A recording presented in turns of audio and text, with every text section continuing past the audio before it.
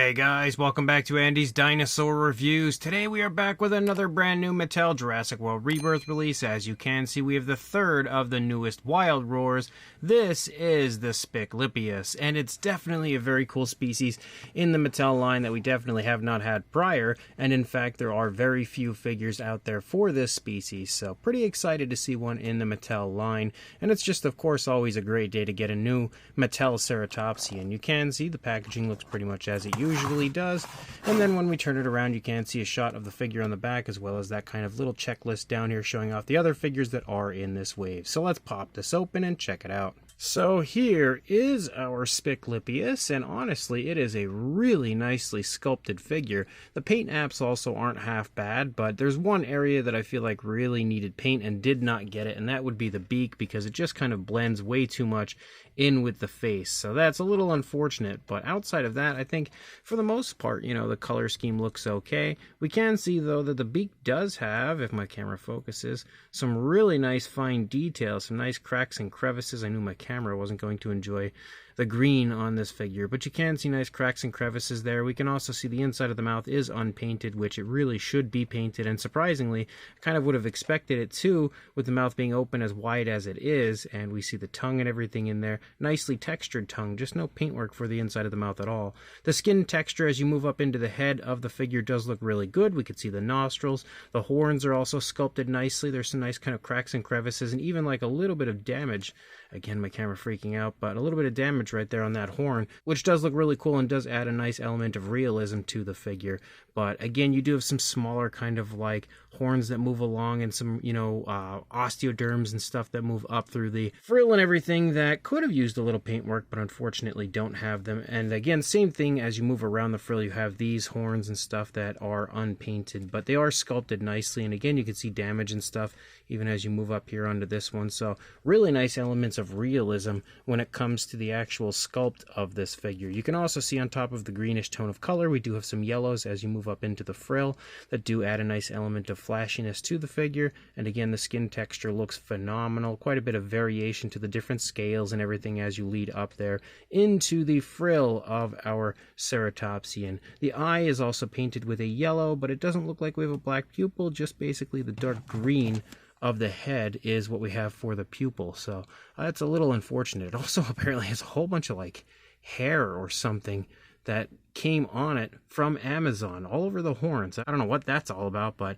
definitely something I'm gonna have to clean off. But as you move back, you do have some of the green following along the back of the neck, and that kind of patterns down. You also have this light tone pickup, and that moves along the underside of the neck and throat. As you lead back into the body, you see the green basically disappearing at this point, kind of tapering away, and actually not even tapering away, pretty much disappearing very abruptly. And then you have this lighter tone as the majority of the skin color for the figure. You do see some really large kind of bumpy, very much so like osteoderms or scutes or something like scales right there. Again, really impressive fine detail. The skin texture on this might be some of the best I've seen on any Mattel Ceratopsian up until this point. As you move down into the front leg, again, all sorts of variation to the scales and type of skin texture. Also some nice musculature as you lead down. You can see the elbow back there, and you also can see the foot sculpt looking pretty decent. No painted nails, but we do have a gloss coat for the nails. The toes look pretty good overall. As far as the articulation goes, it's going to go ahead and make a noise there, but you can see forward and back, also out away from the body, which is nice. As you move back into the stomach, again, you've got some skin wrinkles and folds and stuff, and some more really nice looking skin detail, a few osteoderms moving up here. Another thing that is pretty cool is we do have some quills in the back of this one, and they are sculpted nicely, but they're also a different tone of color. They have like a dark brownish tone for that area, so that does stand out. And then again, as you move down, we're basically back to that light tone. We have pretty much the same style of skin texture that my camera doesn't want to focus on as what we had seen on the front leg. Again, same nice musculature and everything, nicely defined, especially in the calf. You can see the kneecap right there, and again, the foot sculpt looking really good, and even some nice fine detail within the nails of the dinosaur, which does look really cool. You, of course, also have leg articulation forward and back, and kind of a little wiggle room, but not really too much as far as out away from the body. Then you lead out into the tail. You've got a few more osteoderms popping up as you lead out. Some more really nice looking scale detail. We also have another area that's kind of like a swivel right here that you can articulate, and then you've got one last little tiny bit of that green as you lead out with a nice curve to the tail of the dinosaur. Moving along the underside, again, the skin texture looks pretty decent down here. You also have the fax app code there if you'd like to add that to your collection. Bit of a different look and style to the skin texture of the underside for sure. And then when we turn the figure around and we take a look at it from over here, again, you can see that it looks pretty much just the same as it did on the first side, except for the fact that the tail is curved away from us and the legs are in a bit of a different position. But overall, that is a really nice looking figure from Mattel, and I would say probably one of their best sculpted ceratopsians that they have released to date. Just not really the greatest paint apps, but they're not terrible either. Just there should have been more to the face, like paintwork on the inside of the mouth and that beak. But as far as a size goes, for a length from the tail to the snout, about 11.5 inches. From the beak to the tail, about 11.5 inches, or around 29.5 centimeters. And then for a height, as I knock something over, you can see it coming in at about 5 3/4 inches, or around 14.5 centimeters. As I almost knocked that over now, I'm a disaster today. But for a size comparison, there is Mr. Papo T-Rex, the Attack Pack Colovosaurus, Robert Muldoon, and the Collect Day human being next to our Spiclypeus, and you can see again it's pretty much in the size range you would expect it to be in, especially when it comes to Wild Roar ceratopsians. No real surprises here, but that does mean that it does have a pretty darn nice size overall. And even though it's not out of the box or anything, here is a comparison with the newer Nasutoceratops that Mattel recently released, showing off again the fact that these are pretty much in the same size range, which means it's in pretty much the same size range as every other Wild Roar ceratopsian. But then for one really fun comparison, we also have the Beasts of the Mesozoic version of the Spiclypeus next to the Mattel version, showing you that the Mattel version is a little bit bigger than the Beasts of the Mesozoic release. So as far as the actual action feature and everything goes, it's pretty much what you would expect, and pretty much the same thing we've seen through all of the figures so far for this wave. So if you push the tail up, the head goes down. Push the tail down, the head goes up, and then you can twist.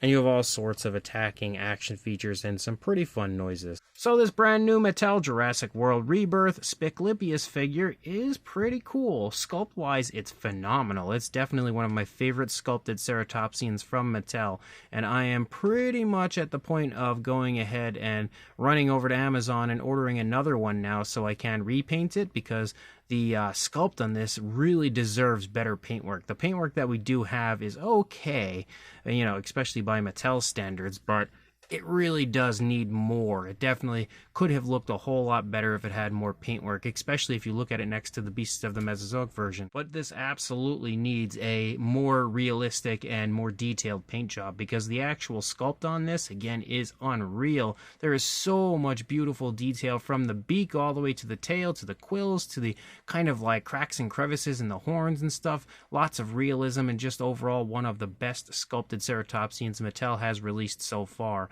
And again, it does have some fun articulation, and then of course an action feature on top of everything, which is pretty cool, pretty much what you would expect. So without a doubt, this figure, in my opinion, is a must-have from Mattel, especially if you like to repaint them, because it really could use a new repaint. I know I keep saying that, but again, the sculpt honestly is phenomenal, but the paintwork in the face and the lack of paintwork specifically in the beak and mouth is driving me nuts. But overall, it is absolutely an awesome looking figure and definitely worth picking up. So if you are interested in grabbing this, I will include a link in the description to where you can purchase it on Amazon.com. So check that link, grab it if you want it, and like, comment, and subscribe, and I will see you in the next review. Thanks for watching.